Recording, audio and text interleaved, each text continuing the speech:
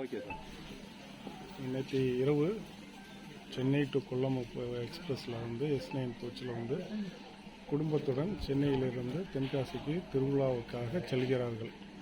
கஸ்தூரி husband Suresh, அந்த கஸ்தூரியோட பெண்ணோட parents, சித்தி, குடும்ப உறவினர்கள் போகும்போது உளுந்தூர்பேட்டைக்கும் பூவனூருக்கும் இடையில் இந்த கஸ்தூரிங்கிறவங்க ப்ரெக்னெண்ட்டாக இருக்கிறாங்க.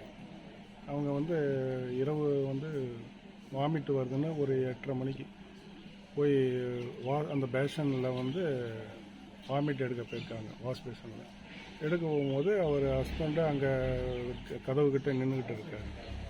இருக்கும்போது என்ன இந்த நேரத்தில் வரீங்கன்னா, இல்லை வாமிட் வர மாதிரி வருதுன்னு சொன்னோன்னா போய் வாமிட் எடுத்துகிட்டு கொஞ்சம் வாமிட் வரலன்னு திரும்பியிருக்காங்க. திரும்புகிற சமயத்தில் வந்து கதவு திறந்துருக்கு. திறக்கும் போது அந்த திரும்பிட்டு உள்ளுக்குள்ளே உள்ள கம்பியை பிடிக்காம இவங்க வந்து கதவுக்கிட்ட உள்ள கம்பியை பிடிச்சிருக்காங்க. வலிக்கிட்டு போகிற ஸ்பீடில் ஸ்லிப் ஆகி கீழே விழுந்துருக்காங்க. உடனே செயின் புல் பண்ணியிருக்காங்க. செயின் புல் பண்ணோன்னா வண்டிட்டு கொஞ்சம் தூரம் போய் நின்று இருக்குது. அதை இறங்கி வந்து உடனே தகவல் சொல்கிறாங்க கண்ட்ரோலில். காவல்துறை, இருப்பு பாதை காவல்துறையும் RPF எல்லாமே ரயில்வே துறை சேர்ந்து அவங்க விழுந்திருக்க இடத்த கொஞ்சம் கஷ்டப்பட்டு தேடி இருட்டு பகுதி தேடி கண்டுபிடிச்சி அந்த எல்லாருமே கொண்டு வந்து அவங்கள நேரடியாக 108 ஆம்புலன்ஸில் ஏற்றி GHல் போனோன்னா அவங்க டெத்து இறந்துட்டாங்கங்கிற தகவல் சொல்கிறாங்க. பாடி இருக்குது.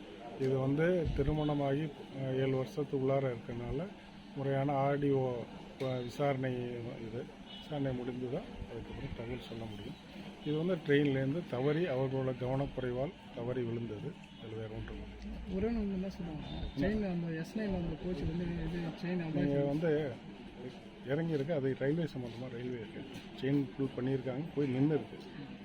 இந்த S9 அவங்கள மற்றது அவ்வளோதான். தேங்க்யூ.